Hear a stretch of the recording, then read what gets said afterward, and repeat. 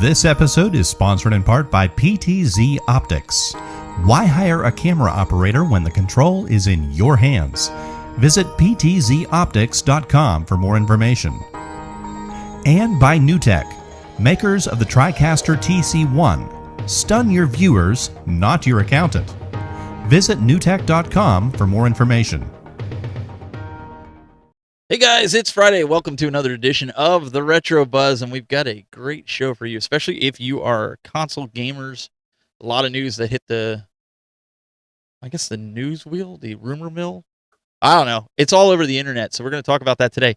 But I did want to let you know about a new feature here that you're going to see. So if you're on Twitch, you're going to get to see all the chat from the YouTube folks, the Facebook folks, and the Twitter folks.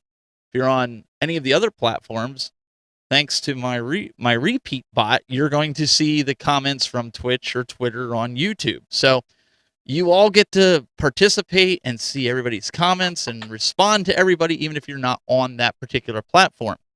And if you're in the Discord channel, you can also see the YouTube comments. So if you're watching on Roku, Fire TV, or if you're on Doug or Glen's channel, you can open up to the Discord channel and you can see what's going on in my chat room and still be able to interact with everybody. So it's one more step.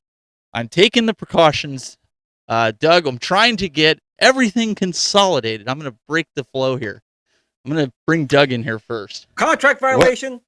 Yeah, I was about to say, what you're essentially doing is, number one, you're voiding Glen's contract of always being introduced first. Number two, I'm just picturing in my head like the world's largest, surge protector plugged into another surge protector plugged into a power. That's what you're describing, essentially. That's what it sounds like with all the consolidation of all the chats from the various different sources. Am I off base a little? Well, it was there's a little bit of program involved, but we made it work and we made it cool. And I purposely did avoid Glen. Do you see what I did there? I avoided. I'm just kidding. First of all, it's not Glen. It's Glenny G, the game genie. Okay, so I got my hat. Okay, Glenny G. You could not pay me enough money to get me to call you Glenny G. I'm sorry. Alrighty then. Okay. Hold on, wait a second. I'm trying to get all this texting going here. Look at that. This is the wiring we're using to get all those chats to work. Hey, listen. So the goal is, okay. The goal is eventually to even get your chats pulled in. If there's a way that we can do it to where I don't have to get access to username and passwords, let me work on it a little bit. But that would be awesome to be able to bring all the chats in like we're doing. We can actually I can tell you Glen's password right now. It's password 1234. No, well, I thought it was password. No, he thought he was being sneaky, and he added the 1234 at the end of it. So okay. That's his version of two-factor authentication. Was adding the 1234. Gotcha. I gotta change my password now. You guys are screwing me up here. So he's adding a 5. Spoiler. Todd, would you stop it? So Matt Astor wants to know. He wants to know. He says, "Is it like cold in there or something that you all wearing beanies or like?" Let's see. Let me do a weather check. Well, it is actually cold here. Yeah. So current conditions, my place, 19 degrees. Oh, it's better than here. It's not up in here. We're at -1 today. And there's a super chat in here. We got a super chat from Juan, which I play. I play a lot of Fortnite with Juan and his daughter. You look too young, or you look a Doug. Now Glen needs to shave. Oh, okay. Never happened. Yeah. So I did shave the first time in 10 years that I've shaved. I either have a goatee or I have a beard, and I shaved. I wanted something different, but it's growing back. It's growing back. So it's only one day. It's only been a day. Next week I'll have, at least the goatee back, because my daughter absolutely. Well, my daughter's like, can't you just like glue it back on? I'm like, it doesn't work that way. Yeah. So we're gonna tolerate it. We're going to tolerate it. I kind of regretted it after I did it, but oh well. It will grow back. It's only hair.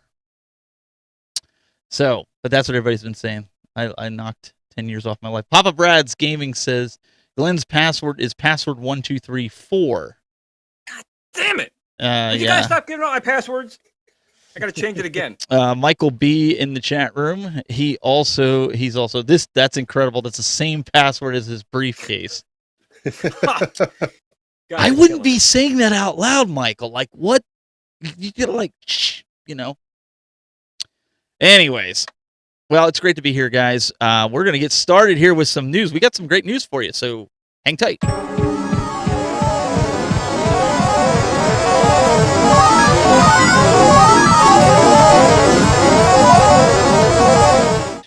And we got, Doug, the biggest news of the week, I think. I mean, it's the the internet. biggest news for, I don't know, longer than a week, like years. I mean, this is a huge acquisition. Basically, Microsoft going out there trying to be the Thanos of game companies these days.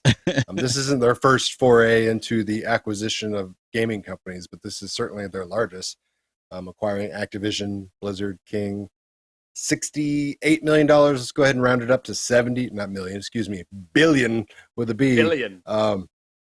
Wait, I thought it was 75.5 all cash deal. Well, I mean, who the hell knows what that means? Okay, because I'm like, I've seen reports. The reported number was like 67.5, like anywhere. Let's just say a stupid amount of money. They gave him a discount because, yeah, I mean, now they are the proud owners of Call of Duty, Candy Crush, Spyro, the best part is Crash Bandicoot, Tony Hawk, Kaboom, Dragster.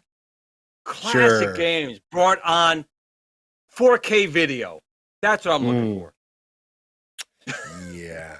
So obviously the internet was all like, you know, hypothesizing what this means, and oh my God, is, you know, Microsoft going to buy everybody out and force, you know, Sony out of the gaming market completely, because, you know, that's how monopolies work. And this technically isn't considered a monopoly, but this is a huge undertaking because they are taking away a lot of the developers that Sony's already been working with in many, many years, and kind of scaring people to think, hey, all these games that have been, you know, multi-platforms, Sony, Microsoft, Nintendo, whatever, are these now only going to be exclusive Microsoft/Xbox games moving forward? I mean, that's the knee-jerk fear reaction that everybody on the internet's going for right now. But honestly, I mean, anybody with common sense can tell you, and Sony and other people had already kind of backed this up, was nothing's going to change for a while because there's already contracts in place that say, hey, this stuff is going to come out on this console, this stuff's going to come out of this console, regardless of the deal.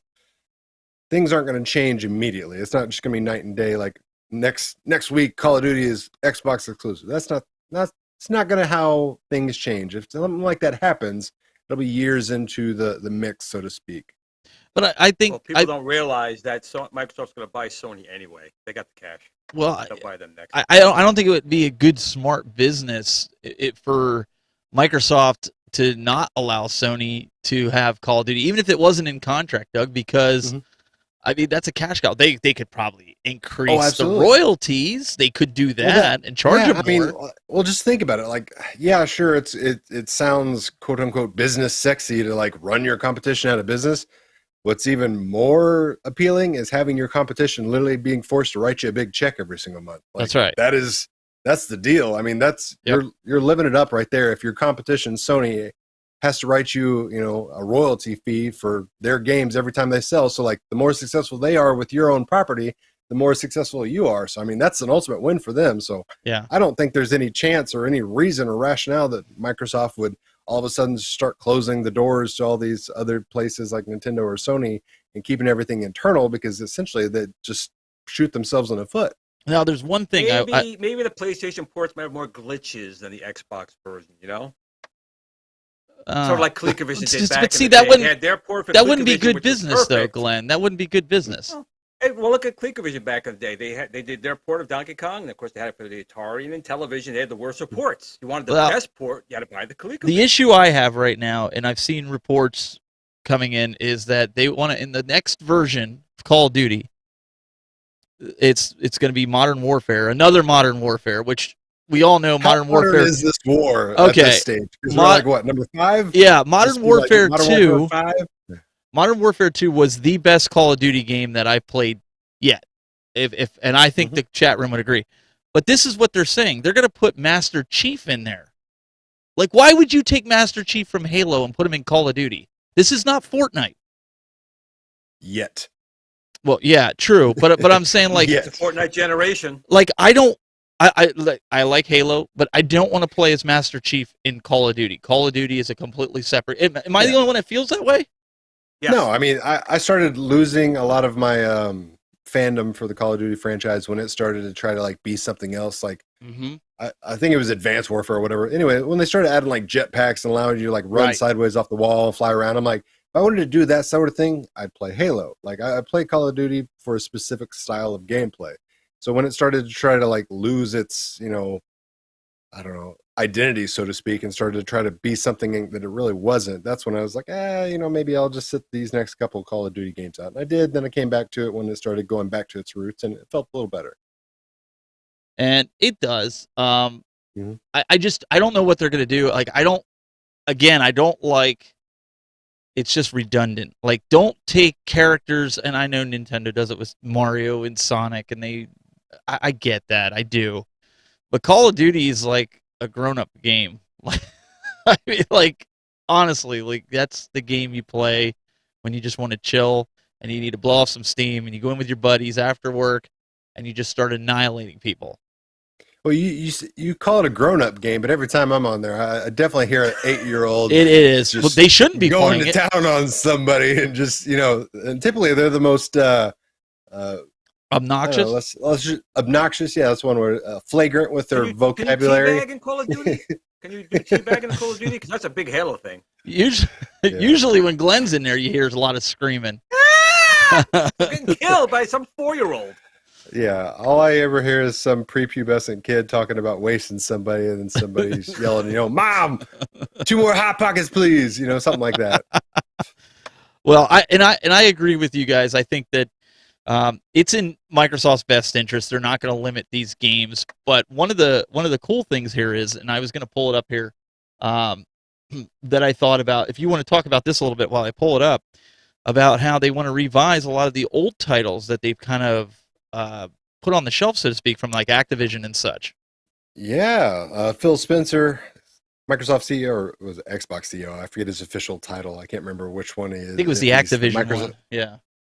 Either way, he was talking about, he's like, hey, we bought Activision / Blizzard. He's like, it'd be really cool if we could kind of bring forth some new games for some of these dormant IPs. Rock Band's one of the biggest ones.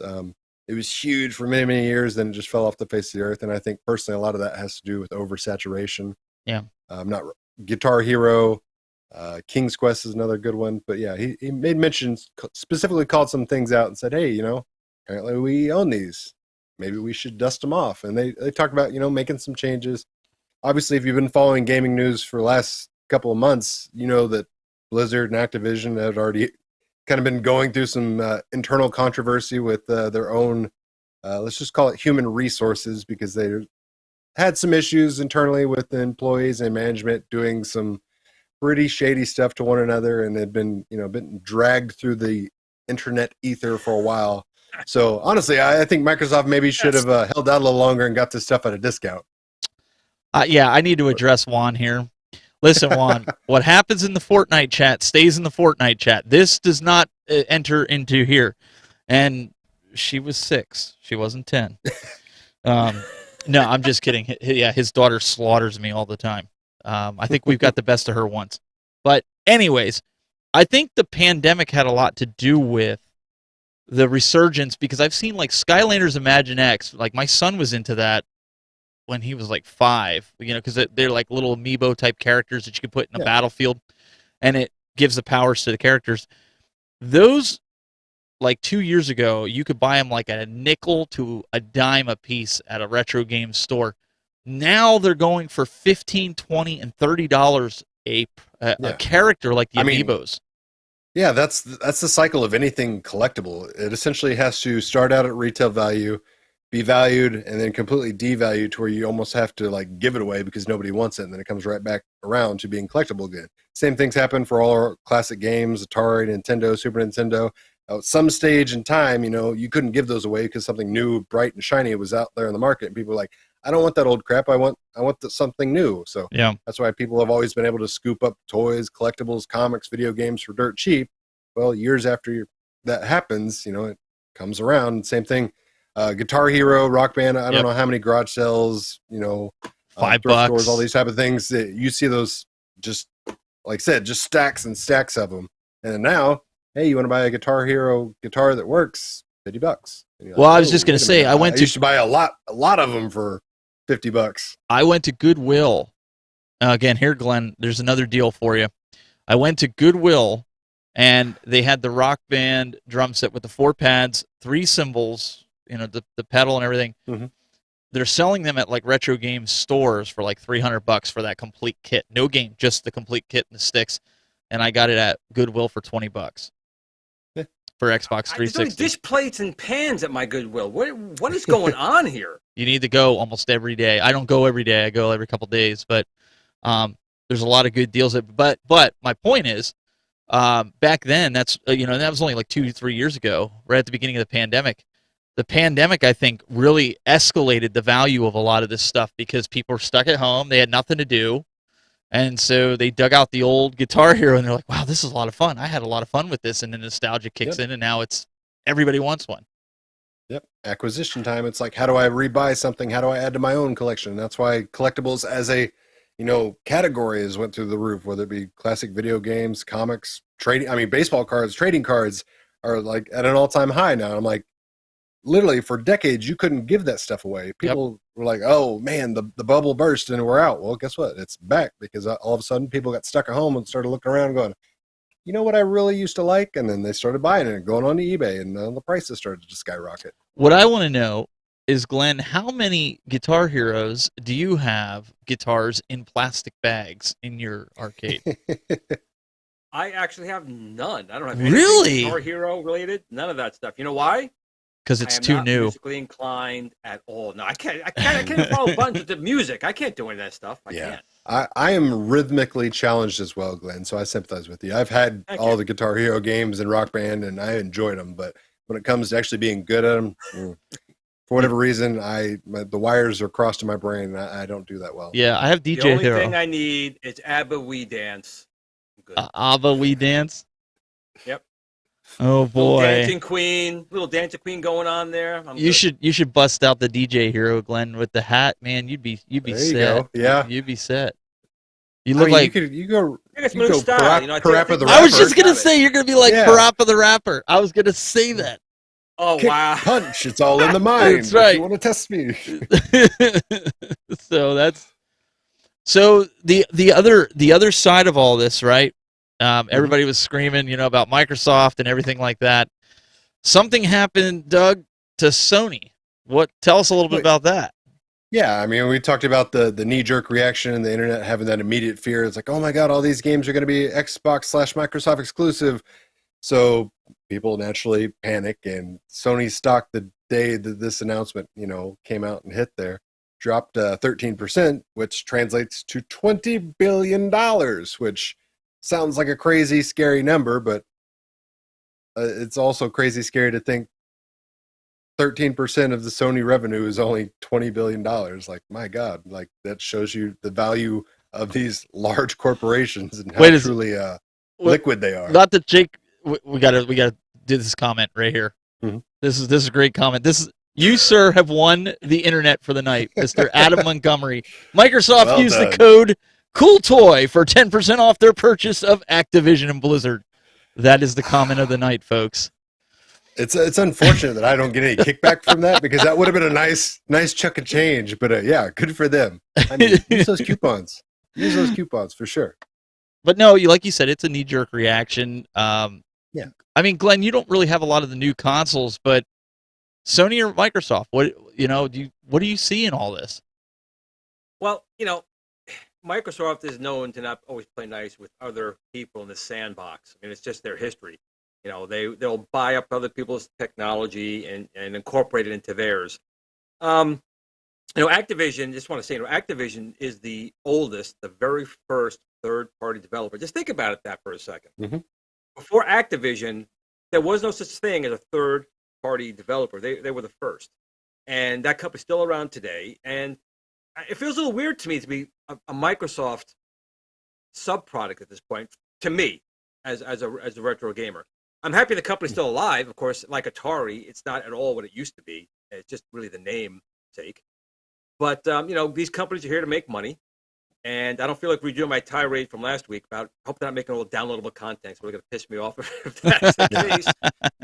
But in all seriousness, Activision and Blizzard have had ups and downs over the past couple of years as well. They've been making money, but they've also lost money. They've had some things do better than others.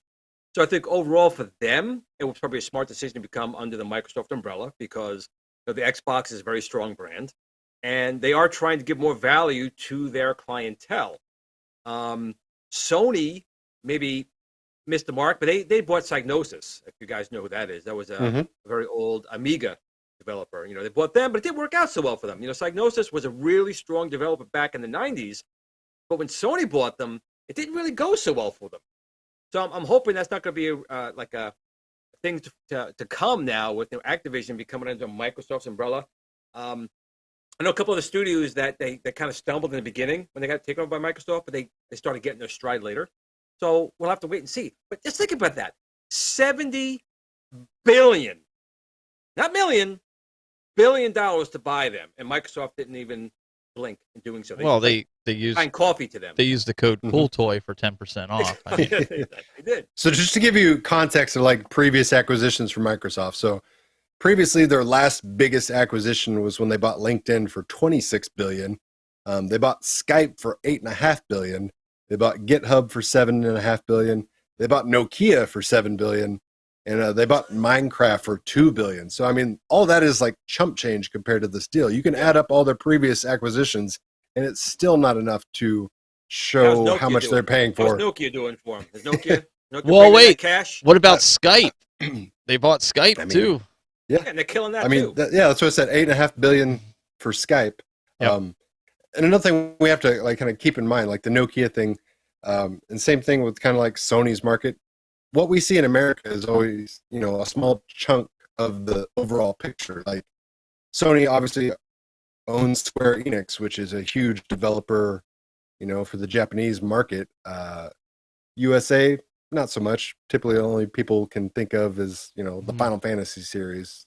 But globally, I mean, they've got a big foothold in the gaming market. My biggest fear, and I don't know if you guys agree with this or not, and chat room, please chime in with this. My biggest fear is the same fear that I had when Microsoft bought Skype was the fact that they were going to ruin it. And I think a lot of people with Minecraft thought the same thing because when Microsoft gets their hands on stuff, they tend to break it.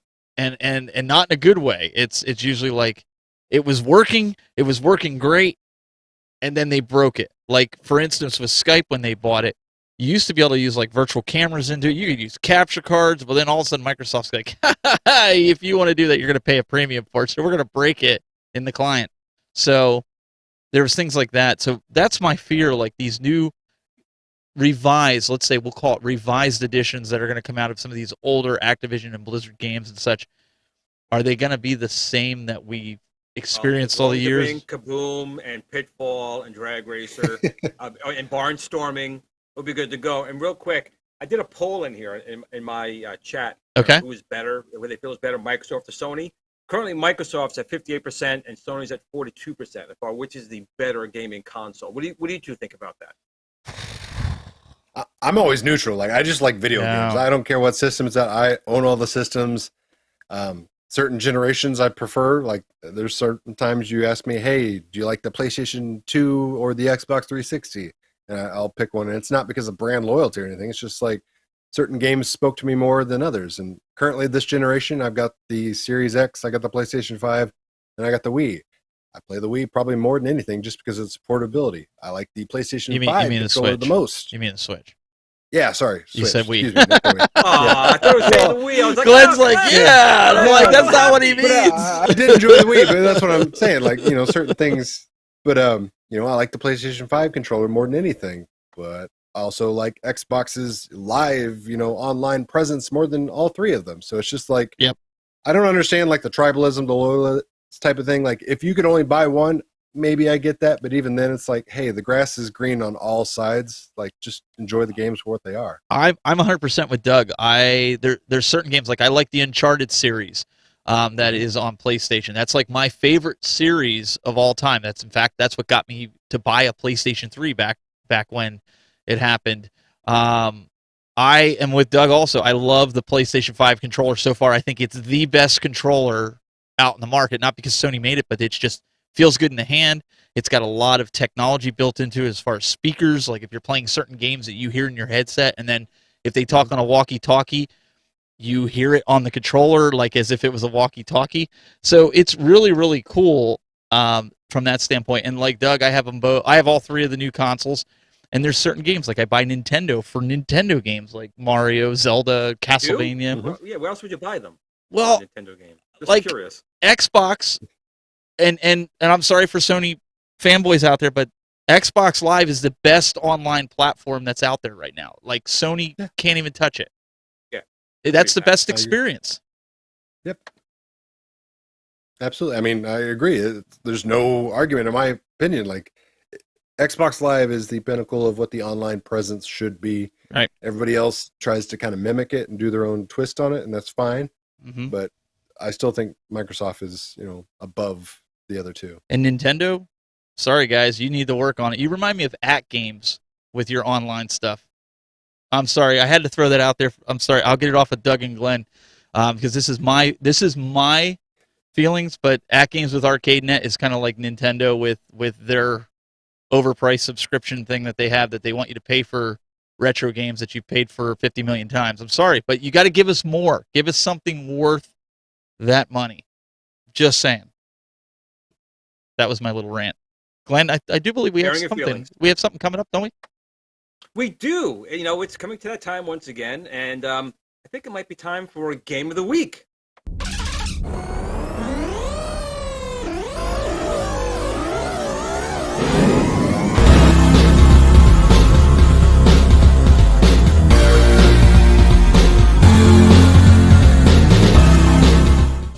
It's time again for Game of the Week. And what game am I playing this week?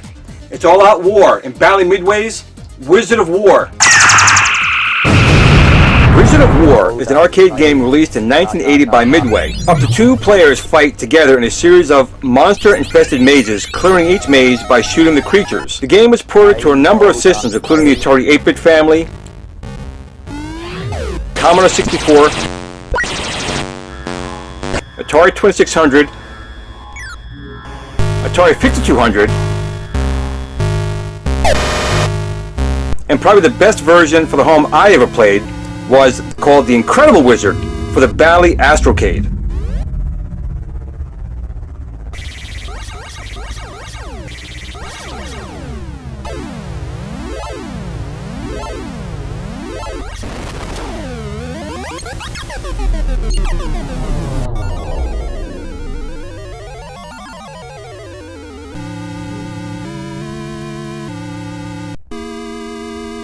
The original game cartridge came with a cash prize offer to the first person to complete the game. The player's characters are called warriors, must kill all the monsters by shooting them. Player 1 has yellow warriors on the right side, and player 2 has the blue warriors on the left side. In the 2-player game, the players are also able to shoot each other's warriors, earning bonus points and causing the other player to lose a life. Team-oriented players can successfully advance through the game by standing back-to-back, such as in a corner, trying anything that comes at them. Each dungeon consists of a single-screen rectangular grid with walls and corridors in various formations. The warriors and the monsters can travel freely throughout the corridors. Each dungeon has a door to the left and right edges, which connect with each other, making the dungeon a warp around. Whenever a door is traversed by a player or a monster, both doors deactivate for a short period of time, making them impassable. A player who exits the door can pop back through the door immediately when the warlock or wizard is in the dungeon. A small radar display indicates the positions of all active monsters. As long as a player has at least 1 life in reserve, a backup warrior is displayed in a small sealed cubbyhole at the corresponding bottom corner of the dungeon. When the current warrior is killed, the cubbyhole opens up and a player has 10 seconds to move the backup into play before automatically being forced in. The various monsters include the following: Bruwar, a blue wolf-type creature; Garwar, a yellow Tyrannosaurus Rex type of creature; Thorwar, a red scorpion-like creature; Warlork, an insectoid-type creature; Wizard of War, a blue wizard.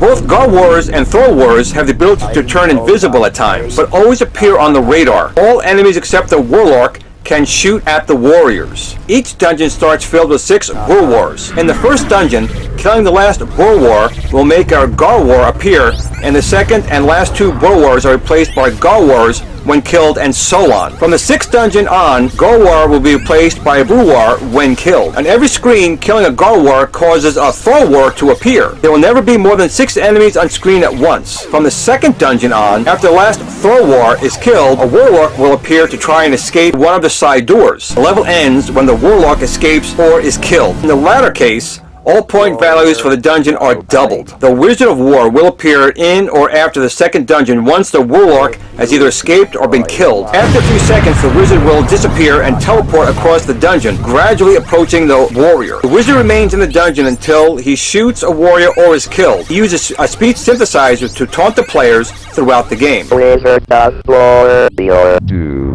Science 1 bit.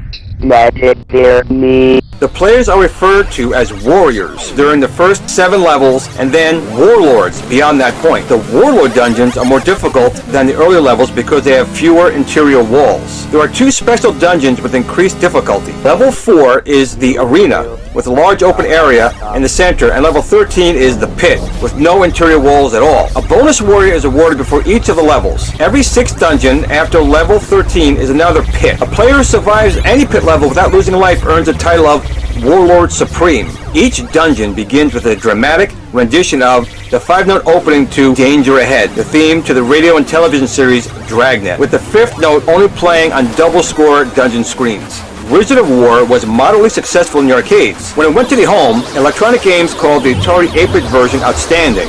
It similarly praised the arcade version, stating that while one-person and competitive 2-player was excellent, 2 people cooperating was a unique playing experience. Danny Goodman of Creative Computing and Video Arcade Games called The Incredible Wizard for the Astrocade an incredible good replica of Wizard of War. Danny Goodman of Creative Computing and Video Arcade Games called The Incredible Wizard for the Bally Astrocade an incredibly good replica of Wizard of War. Video Magazine 1982's Guide to Electronic Games agreed, calling it a near-perfect translation of the original arcade. It would go on to be awarded the best multiplayer game at the 4th Annual Arcade Awards, where it was described as the finest cartridge ever produced for the Astrocade. I have to totally agree. With all the home ports out there, the Bally Astrocade had the most near-perfect translation of the arcade, only missing speech, but the audio sound effects were near perfection.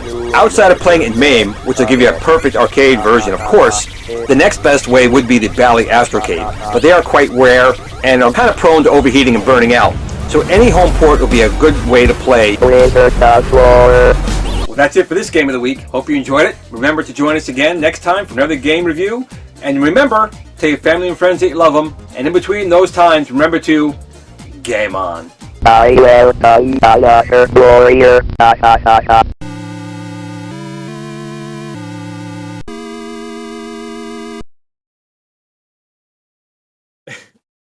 You know, I just read, you had a comment for me before, but I'm reading something from Paul in my chat. I feel people under 40 rolling their eyes right now. So, I'm but, over 40 again, and I was rolling my eyes. No, it's the retro buzz, which means it's a retro show, so it's a retro game of the week. And if you're looking up my retro shows of the week and games, that's what you're getting. Period. My hat is spoken. I said it looked like Lock and Chase. He goes, no, Lock and Chase looks like this. That's So, right. And what was the comment, Doug, that you had in your chat room for Glenn? Oh, so this is from Child of Yah. It said this would have been Game of the Week 30 years ago. And then he followed it up And it with was. maybe 40. And 40 probably been closer to it because it was an 80s game. And it was. If you watched my video just now, I would have told you it won awards. Well, now, So yes, it was. hang on a second. You've got some fans here that are agreeing that it's a good game. Mitchell B says Everybody's got different taste. Everybody knows Yeah. that, you know. Mitchell B says I still love playing this game. Okay, Mhm.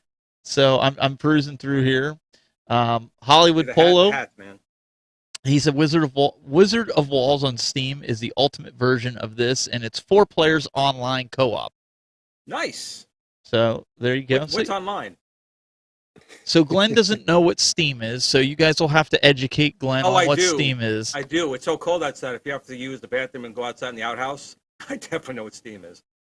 So we were telling him during that he needs to go out and get one of the newer consoles, so that way he No. can I will not. Experience where the gaming industry is going. Experience what? Not even putting a disc in and still waiting half hour to download patches. No, thank you. So we're going to get into that a little bit later. But Doug, Windjammers, talk to us. Yeah, we'll talk about a game of the week that isn't 40 years old. So this week, Windjammers 2 came out. This is from Dotemu, the same studio that brought you Streets of Rage 4, the same studio that's going to bring us the new Teenage Mutant Ninja Turtles side-scrolling beat 'em up. So that's cool. But this is the official sequel to the 1994 arcade classic Windjammers. It's like Pong on steroids, I guess you could call it, is the most simplified description of the gameplay if you're not familiar with it. But if you're not familiar with it, I don't know what to tell you because you clearly missed out on some arcade goodness in the 90s. Got new upgraded graphics, so while the 1994 arcade game did look a little bit dated, this one's obviously new stylized art style, the same kind of gameplay mechanics that you're accustomed to. It is out on all systems, but if you want a physical version, you're going to have to do the whole limited run game things. This is free on Xbox Game Pass if you have a Game Pass Ultimate membership. So I played this on lunch today, went through the arcade mode, beat it. It's very enjoyable. It's one of those games similar to like NBA Jam where you're never fully in it and you're never fully out of it because things can turn around at the drop of a hat or a drop of a frisbee in this instance. And certain levels have different court setups, so it's not just the same basic cliche tennis court. Some things will have obstacles in the middle where the middle fence would be that could ricochet the frisbee around, and certain ones will have different point setups for your goals. So some will be 2 points, some will be 5 points, some could be 8 points. So I mean, certain shots could just turn you around really quick and give you like that ultimate comeback story where you were down by 12, and then all of a sudden you came through at the wire and won your match. So definitely check it out if you're looking to relive some classic nostalgia and you're a fan of the original one, because this has everything the original one had and more. So the only thing I'm going to disagree with you on is that it looks like Pong. I was thinking it looks more like the ultimate frisbee. No, I mean it's ultimate frisbee and Pong. I mean it's table tennis. It's it's a lot air hockey. It's that type of mechanics, but you throw in some special power, some super moves, and that type of thing. But like I said, at its basic core principle, you're trying to get an object behind the other person and score a point. No, so, I'm saving my butt because I know Glen's going to be like, that ain't Pong. And I can honestly say that I didn't say it was Pong. Glen, this is Pong. This is what the kids are playing Pong these days. This is what Pong looks like in 2022. I've never seen it, but I love it. Mm-hmm. Love it. I'll buy 5. Only 5? Only 5? In bags. Yep. I'll tell you. Actually, I got to tell you real quick. I got a score. I went to a new supermarket. I got some bags.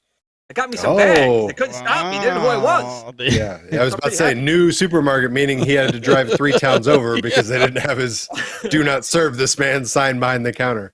40 minutes away. 40 minutes away. Yeah, Shinobi Sword in the chat says Windjammers 2 is super fun, loving it so far.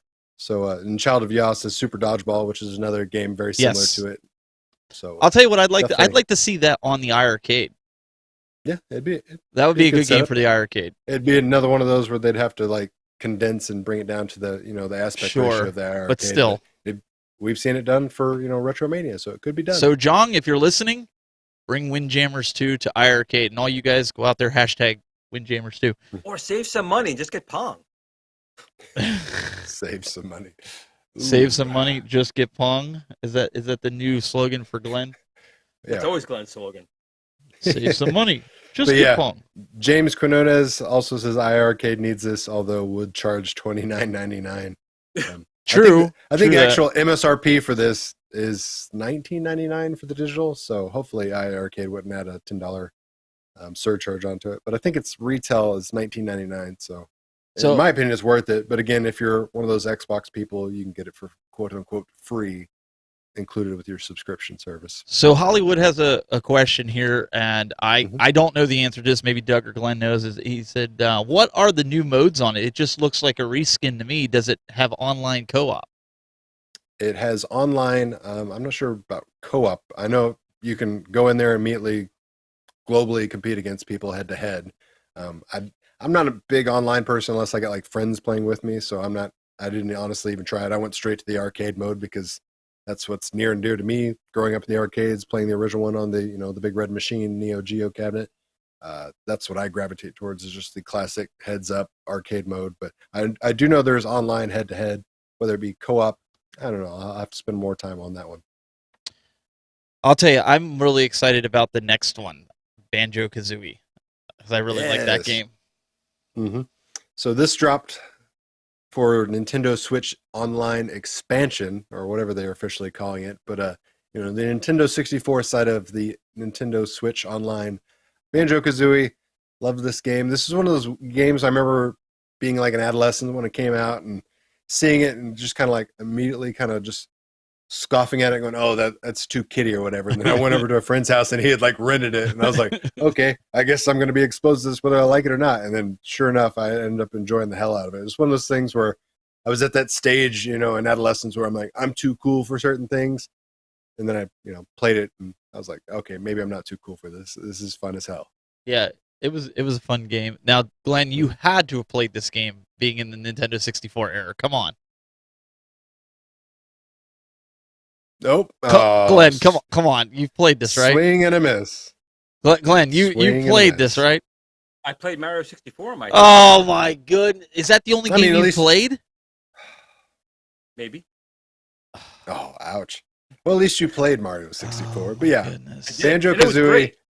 If you got a Switch and you're part of the Switch expansion plus service or whatever it's called, like I said, I don't remember what the gimmicky name they came up with, but yeah, definitely pick up Banjo-Kazooie. It's one of those games that even if you're that guy that's throwing things on a Raspberry Pi or whatever, a lot of times Banjo-Kazooie has issues with emulation. So proud to see it.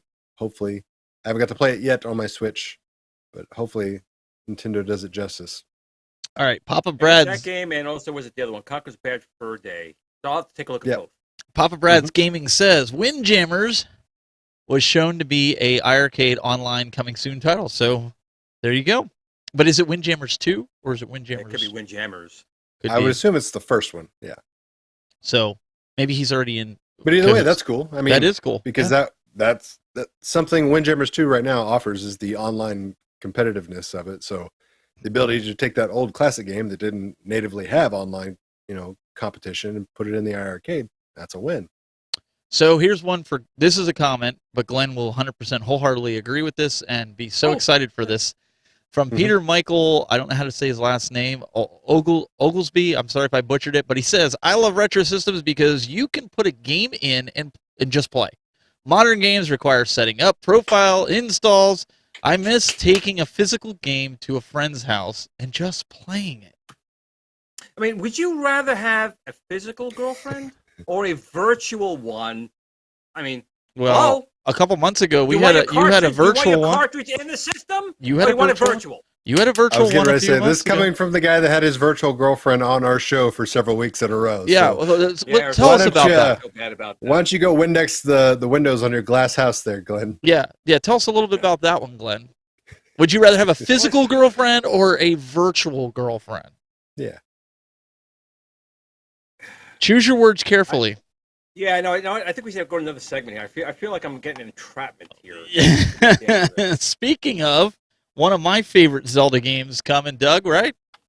Yeah, so we talked about, we got Banjo-Kazooie this week, so they let the news slide. Hey, what's coming in February? Well, we're going to get Legend of Zelda Majora's Mask. And I know a lot of people were kind of like split down the middle on this game when it came out, because I think a lot of people were hoping and expecting Nintendo basically just to do like a rehash of Ocarina of Time, just give it a new story and make it the exact same game. And Nintendo's like, no, we're gonna add something quirky and come up with something completely different. And that's what Majora's Mask was. Love it or hate it, that's what it was. It was a completely different spin, so to speak, on the Ocarina of Time game in itself. So I enjoyed it. I don't think it gets enough respect. I think hopefully this will give people an opportunity to enjoy it on new generation, and hopefully win some people over. Maybe their thoughts and opinions have changed over the years. I still play this on the 3DS XL. It's one of my favorite games on that. And I'm not even going to ask Glenn because he don't know what Zelda is, so I'm not even going to go there. He probably never... I do. Isn't that the timing chain and a Camaro? 1984 Camaro? Zelda? No. Right? It's... You need to just download Skyward I Sword do have or something. the retro handheld with Zelda, and of course I got like 50 copies of Zelda around the place. It's just They I don't just know. never Just played it. Fantasy Star was more of my game, or Ease was more of my game. So we Just got don't U of everybody M hold out student in the chat says, loved Ocarina of Time, tried Majora's Mask, didn't like it. And I think that's, for the most part, a lot of people I grew up with, that was their response. It was everybody loved Ocarina of Time. Nobody's really going to dispute that. But a lot of people, when they went from Ocarina of Time to Majora's Mask, it was just such a deviation to them that they couldn't get into it. And I think it just, people didn't give it the chance. They just maybe played like an hour of it, said, this is an Ocarina of Time. This is what I wanted. Well, which is my thoughts on like the NES versions of Zelda. Like I played Zelda the original 1, Legend of Zelda 2. Zelda and then went to Legend of Zelda 2, which was just such a vast change over the first one. And I was like, I hate this game. And there's still people that are like, it's a great game. And I just can't sit down and give it the time of day because I'm so upset that it wasn't right. Zelda 1 remade, so to speak. But Majora's Mask does was happen. super hard, though. It is rather difficult. And Ocarina of Time definitely had its fair share of difficult levels, but Majora's Mask as a whole is a much more difficult game overall. And Ease did the same thing. Ease book 1 and 2 was more like the original Zelda, and then Ease book 3 was like Zelda 2. And again, it was an okay game, but again, it changed the style so much. It took you out of the game. You know, you didn't feel like you were part of the world anymore when they made that change. Mm-hmm. So we got actually some pop culture news for you guys here. Before we do that, though, we want to talk to you a little bit about New Game Alert.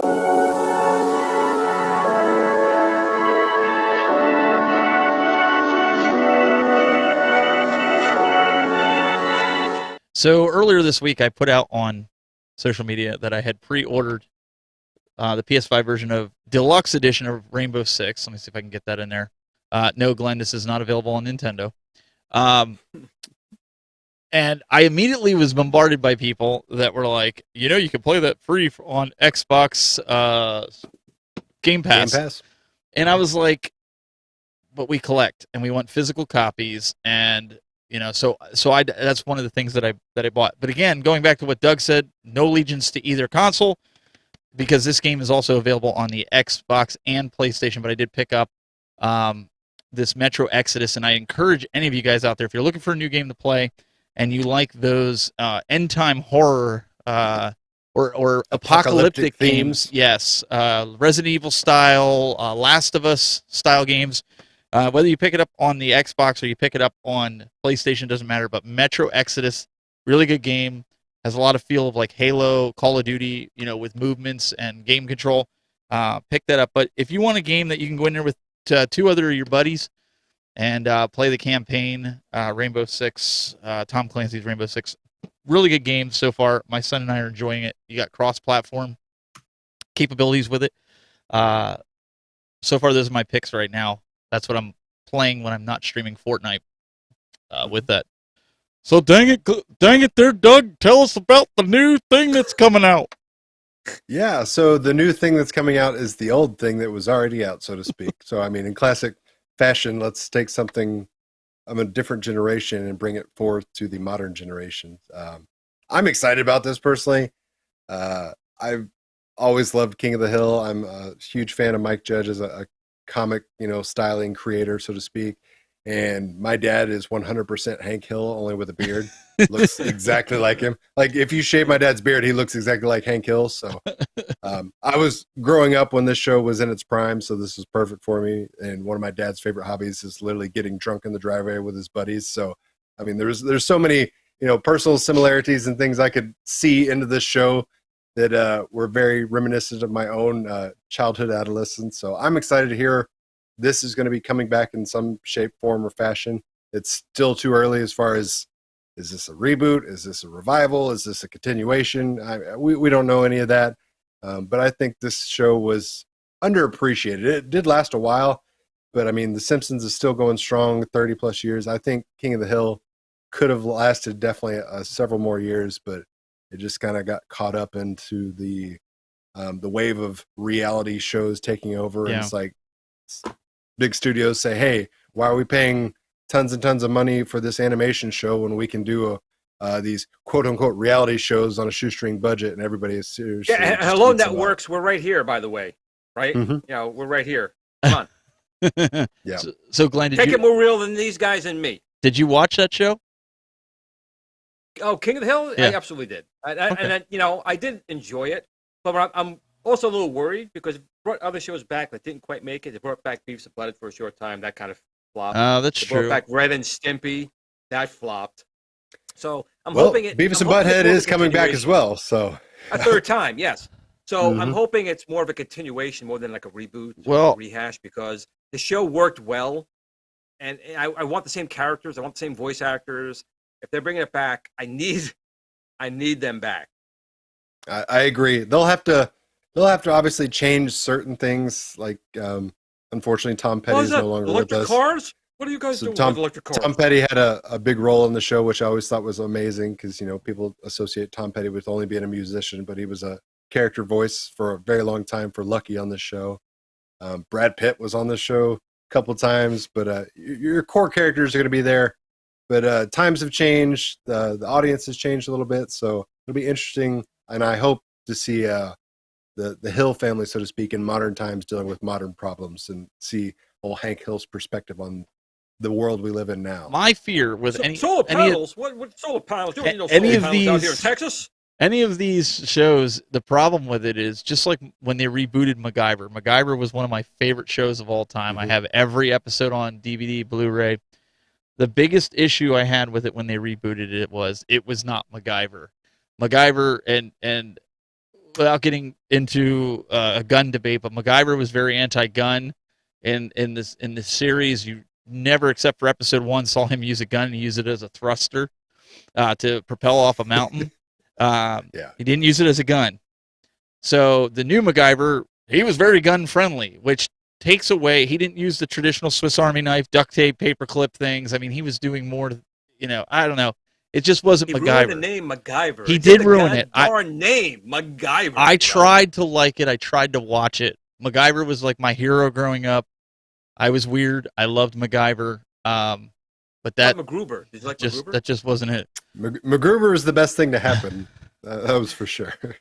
Well, dang it, them solar panel thingamabobs that you got up Glenn, on the you'll- dang hill. Cars. You'll appreciate this. So we got Paul Burns in the chat says Hank would roll his eyes at all you kids that don't like Wizard of War. Thank you. Thank you. And you know what? Yeah. I bet you got to play it like anything else. You got to play it. Yeah. And it's a good game. All right. If you don't like that, you can really hate my other games of the week. Ooh, One man. more we got going on here. Doug, another possible part 2 coming, right?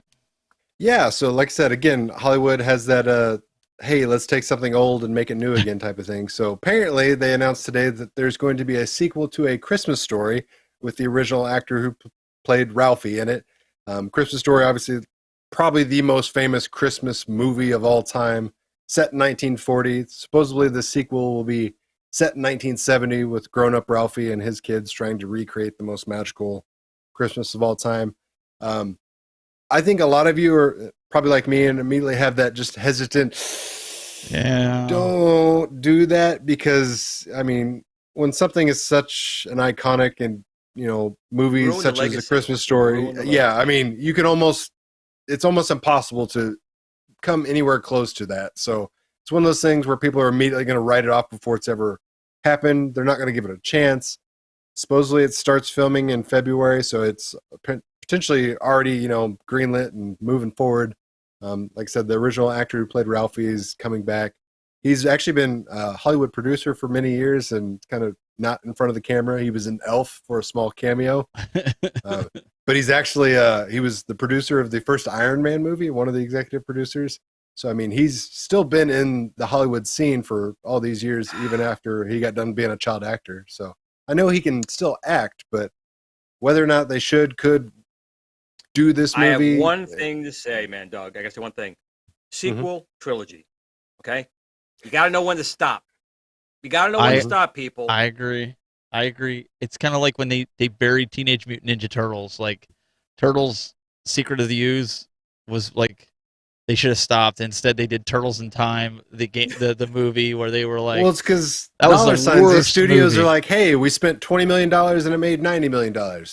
sign us up. Do it again. It's I mean, like I understand why they beat these dead horses, but it's like Fast and the Furious, man. Like Fast and the Furious when they got the but those have gotten so bad they're awesome. But I'm saying I mean, Fast they're and just so Furious 1 ridiculous. and 2 is the Fast and the Furious. Whatever they came out with after it turned into like this mobster movies with all these different, Hollywood actors and pro wrestlers. They got The Rock and Vin Diesel. I mean, to me, Fast and the Furious was a culture.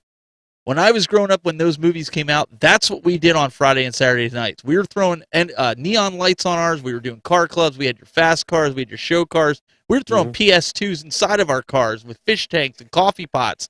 And we were showing them off in the movie theaters and Walmarts. That's what we did Friday and Saturday, Sunday nights. It was a culture that import scene, the racing scene / the car club scene. Fast and Furious today is not that. It is not. So Matthew Marino in the chat says, I triple dog dare them not to make this movie.